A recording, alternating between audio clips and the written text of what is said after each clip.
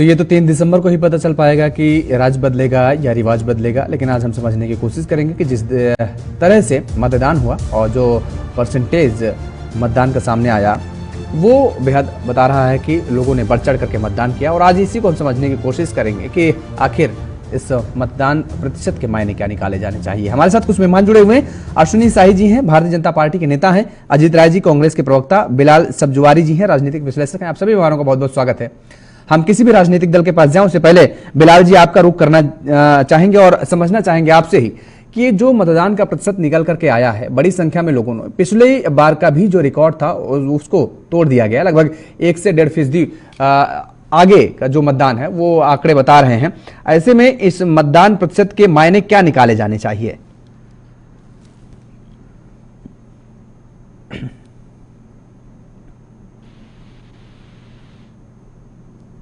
बिलाल जी, आपकी आवाज नहीं आ रही, शायद आपने म्यूट कर रखा है, उसको अनम्यूट कर दीजिए। देखिए, जहां तक मतदान प्रतिशत का सवाल है तो 2018 और 2023 के अगर ओवरऑल मतदान प्रतिशत की बात करें तो बहुत ही माइन्यूट अंतर है।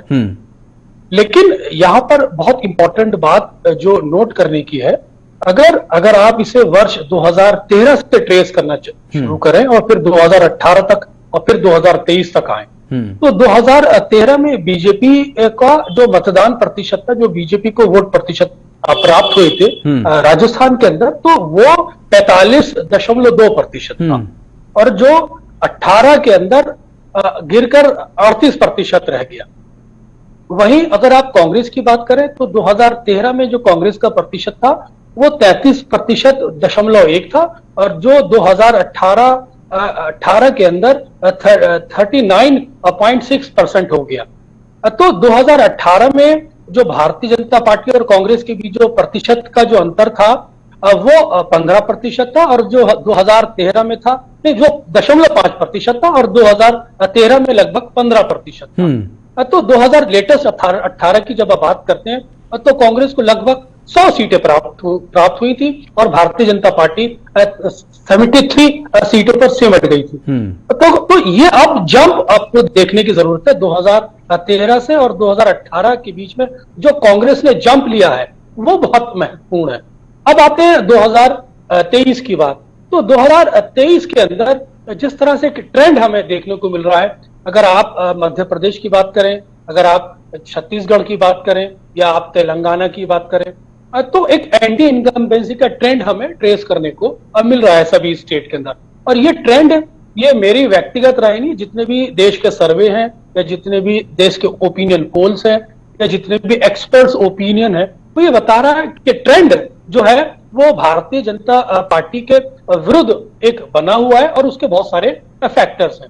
क्योंकि आप बात पर्टिकुलर राजस्थान की कर रहे हैं तो राजस्थान के अंदर इस समय 22 लाख नए वोटर हैं और ये बड़ा महत्वपूर्ण चुनाव है। और जो मौजूदा वोटिंग प्रतिशत है राजस्थान के अंदर 74.1% का टोटल वोट राजस्थान में समय पोल हुआ है। तो कुल मिलाकर दोनों पार्टीज के अपने अपने दावे हैं। कांग्रेस की भी बहुत सारी योजनाएं हैं और वहीं भारतीय जनता पार्टी की भी बहुत सारी योजनाएं हैं।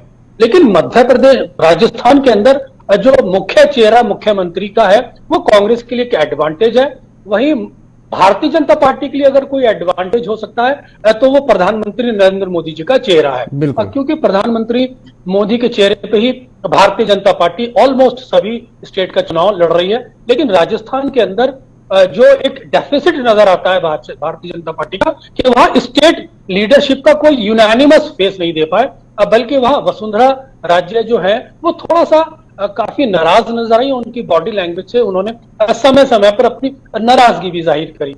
और तो कुल मिलाकर अगर आप देखें तो भारतीय जनता पार्टी और कांग्रेस के बीच में जो एक सोशल वेलफेयर स्कीम्स हैं, ये अपने आप में एक लेयर डेवलप कर रहा है राजस्थान के अंदर। और ये लेयर किस हद तक कामयाब होती हैं, ये लेयर किस हद तक ग्राउंड पर ट्रांसलेट होती हैं, इसका पब्लिक कितना ज्यादा एडवांटेज ले पाती है, ये रिजल्ट पर डिपेंड करेगा। लेकिन कुल मिलाकर बहुत सारे ड्रॉबैक्स भारतीय जनता पार्टी के साथ भी हैं और बहुत सारे ड्रॉबैक्स कांग्रेस के साथ भी हैं। लेकिन अगर ओवरऑल आप सेंटीमेंट की बात करें तो इस समय इस बार जो राजस्थान में कांग्रेस की परफॉर्मेंस है वो थोड़ा सा बेटर नजर आ रही है, क्योंकि वो गुड यूनाइट है।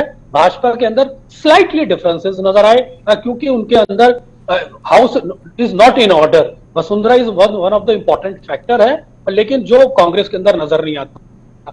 भारतीय जनता पार्टी में मोदी एक इंपॉर्टेंट फैक्टर नजर आते हैं, वहीं कांग्रेस के अंदर गहलोत एक इंपॉर्टेंट फैक्टर नजर आते हैं।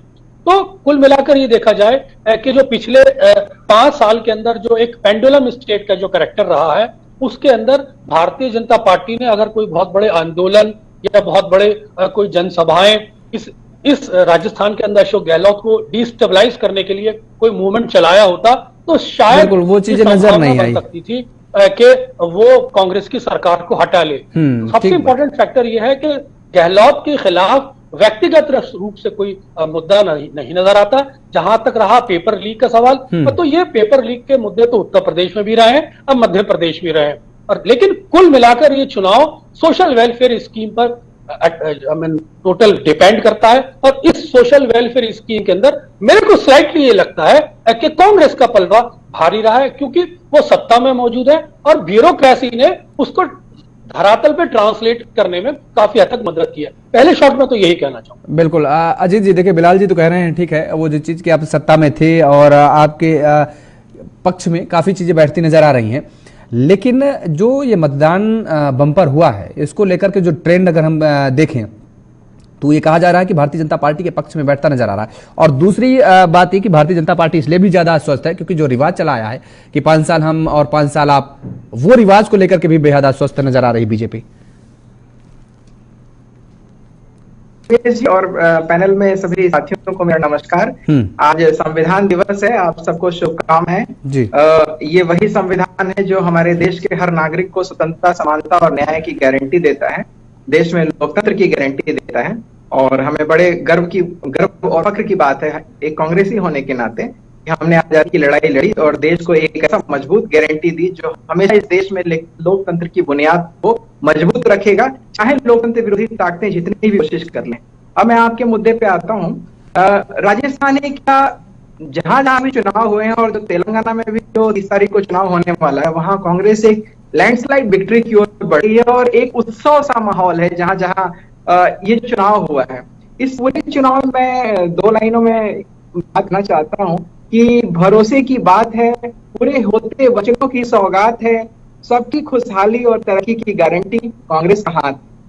तो मैं, चूंकि आपने राजस्थान पर इसे केंद्रित किया है, तो मैं बता दूं कि राजस्थान में पूरा चुनाव आप देखेंगे, पूरी कैंपेनिंग कांग्रेस ने, गहलोत जी ने और हमारी पूरी लीडरशिप ने, राहुल जी ने, खड़गे जी ने, प्रियंका जी ने, कांग्रेस के हर एक साथी ने, डोटासरा जी ने, आप देख रहे होंगे जो विजुअल्स आ रहे हैं, हमने पूरे चुनाव को खुशहाली, तरक्की, राजस्थान के गौरव और एक उल्लास के वातावरण में लड़ा है।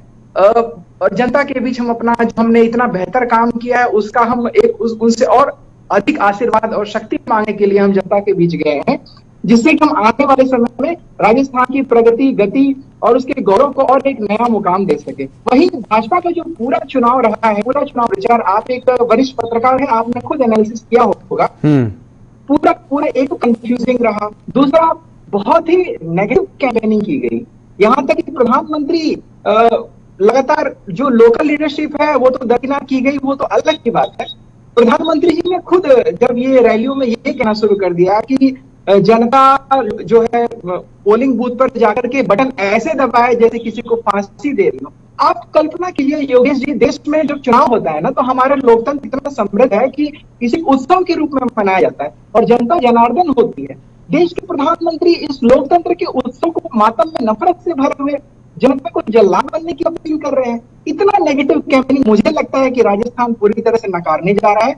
और जो हमने जो 7 सौगातें, जो 7 गारंटियां हमने दी है ना, वो राजस्थान में, जैसा कि अभी आपके विश्लेषक जी भी कह रहे थे, वो मैं उससे इत्तेफाक रखता हूं। और राजस्थान का हर एक बंदा, अगर आप किसी से भी राजस्थानी से अगर आप पूछेंगे तो कमोबेश उसका ये कहना है। खासतौर से आप देखिए जो महिलाओं का जो वोटिंग परसेंट इस बार बढ़ा है, वो कहीं ना कहीं जो भाजपा की जो लाई हुई जो महंगाई है, जो बेरोजगारी है, अजीत जी, महिलाओं को लेकर के तो बीजेपी कहती है कि न महिलाएं ऑलरेडी नाराज है, महिलाओं के को लेकर के किस तरीके से वहां पर जो अत्याचार हो रहा है, जिस तरीके से महिलाओं का वहां पर शोषण हो रहा है। योगेश जी कहने से क्या होता है, कहने को तो प्रधानमंत्री नहीं, वो आंकड़े भी बता रहे हैं, केवल बीजेपी कहती नहीं है, वो एनसीआर के आंकड़े भी कहते हैं ना, डेटा भी बता रहे हैं।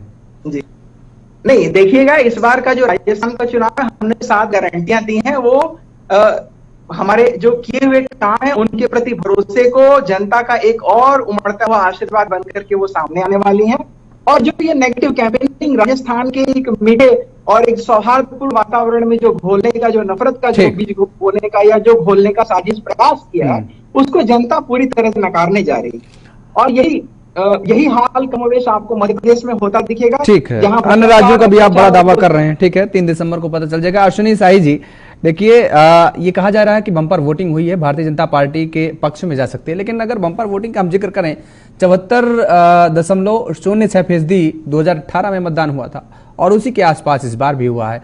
तो अगर इस माइंडसेट से हम बात करें, कंपेरिजन करें, तब तो फिर कांग्रेस कह रही है जो रिवाज बदल देगी, वही फिट बैठता नजर आ रहा है।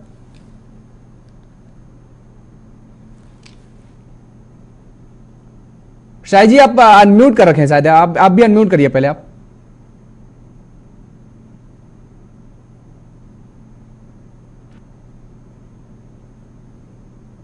शायद योगेश जी आवाज आ रही है मेरी? हाँ, अब आ रही है जी।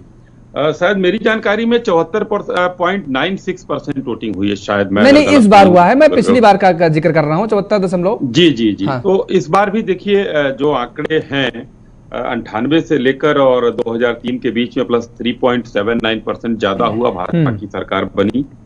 उसके बाद 2003 से 2008 में -0.93 हुआ, कांग्रेस की सरकार बनी। 2013 में लगभग जो है प्लस 8.79% का अंतर रहा, भाजपा की सरकार बनी। फिर 0.98% कम हुआ, कांग्रेस की सरकार बनी। इस बार 0.9% ज्यादा हो गया। इसका मतलब कि जो रिवाज चला आ रहा है वो वहां की जनता दोहरा रही है, फिर भारतीय जनता पार्टी की सरकार बन रही है।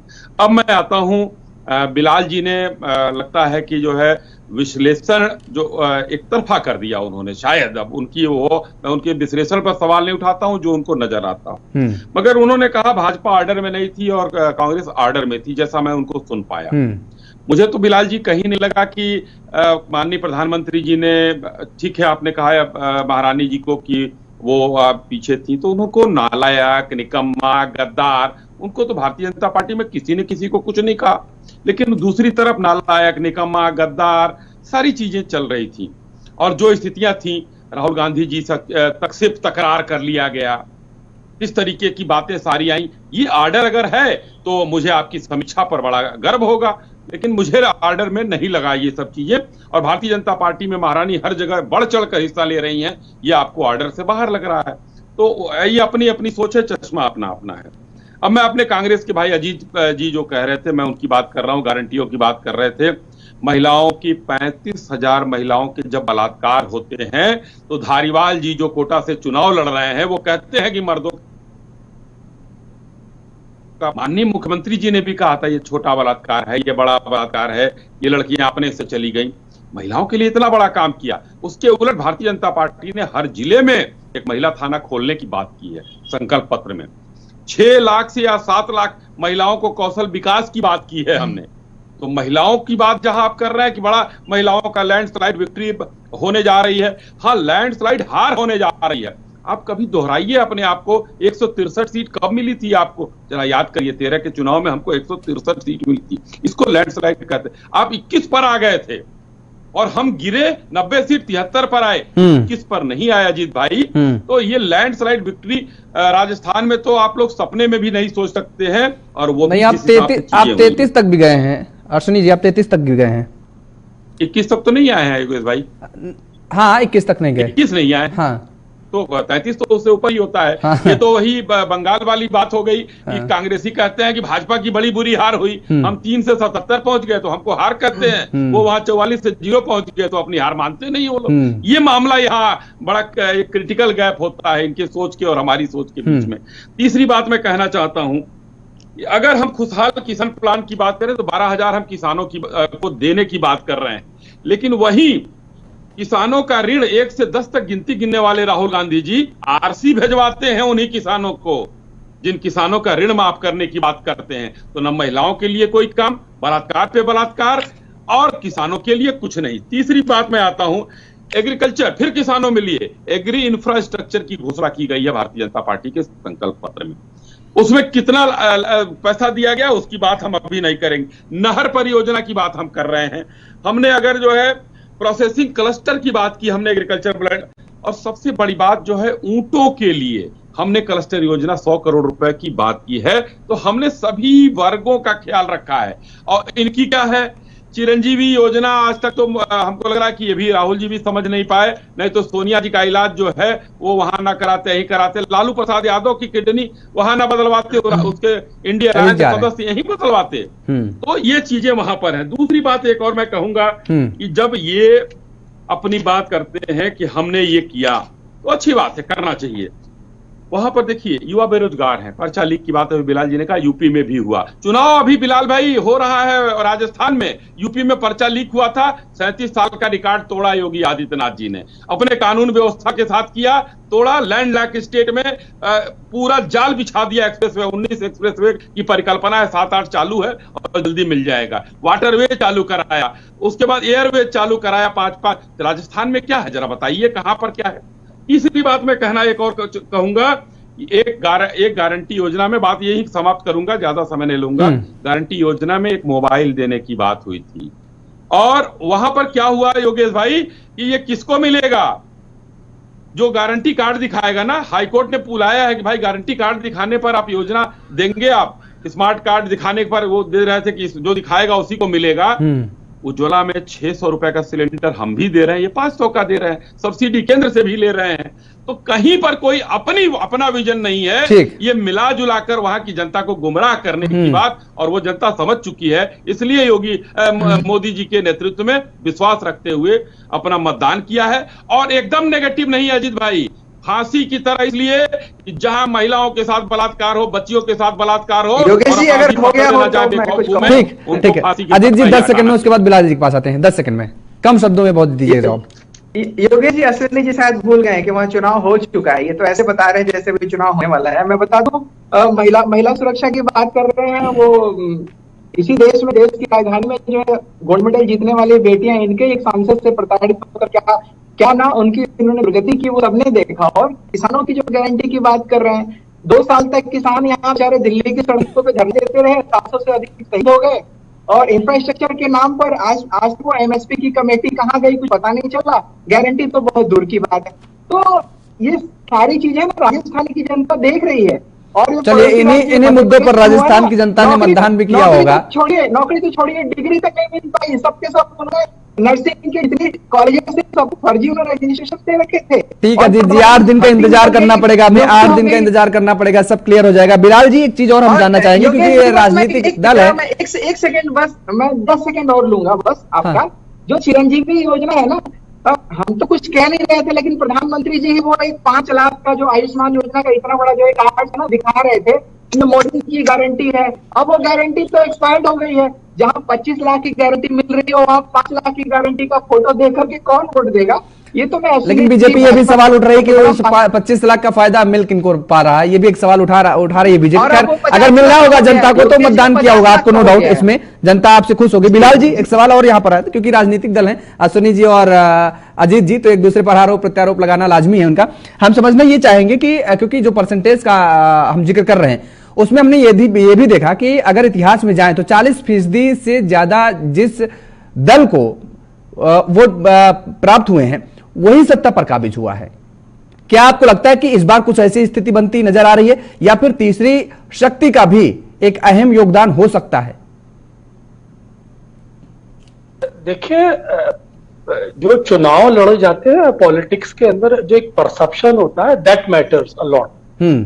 और जहां तक प्रतिशत का सवाल है, ये चुनाव में इतना महत्वपूर्ण नहीं होता। ये तो एक कैलकुलेशन की बात है कि इसके आधार के माध्यम से आप चुनाव की दिशा तय करते हैं। मेरा जो पॉइंट ऑफ आर्गुमेंट ये था कि भारतीय जनता पार्टी का जो मैं व्यक्तिगत रूप से ड्रॉबैक देख रहा हूं, राज्यों के जो चुनाव होते हैं वो क्षेत्रीय छत्रपों के माध्यम से जीते जाते हैं, जिसमें प्रधानमंत्री एक आइसिंग की तरह काम करते हैं या शीर्ष नेतृत्व आइसिंग की तरह काम करता है। मेरा जो पॉइंट ये था कि अगर आप मध्य प्रदेश की बात करें, या आप छत्तीसगढ़ की बात करें, या राजस्थान की बात करें, या तेलंगाना की बात करें, तो आप यही पाएंगे परसेप्शन के अंदर कि भारतीय जनता पार्टी का जो क्षेत्रीय नेतृत्व है वो कहीं ना कहीं शीर्ष नेतृत्व के साथ ट्यून होता हुआ इस बार नहीं नजर आया, चाहे वो मध्य प्रदेश की बात हो, चाहे वो छत्तीसगढ़ की बात हो, और यही मेरा पॉइंट राजस्थान को लेकर भी लेकर था। अब मैं सवाल आता हूं, इंडिपेंडेंट लड़ रहे हैं वो इसमें काफी महत्वपूर्ण भूमिका निभाएंगे, और एक वहां पार्टी लड़ रही है आरएलपी जो हनुमंत बेनीवाल की है, जिसका आजाद पार्टी के साथ गठबंधन है चंद्रशेखर आजाद से। हाँ। तो ये कितना वोट प्रतिशत काटती है, जाटों का कितना वोट प्रतिशत काटती है, दलितों का कितना वोट प्रतिशत कटता है, साथ ही साथ जो इंडिपेंडेंट विधायक लड़ रहे हैं उनका क्या योगदान हो सकता है।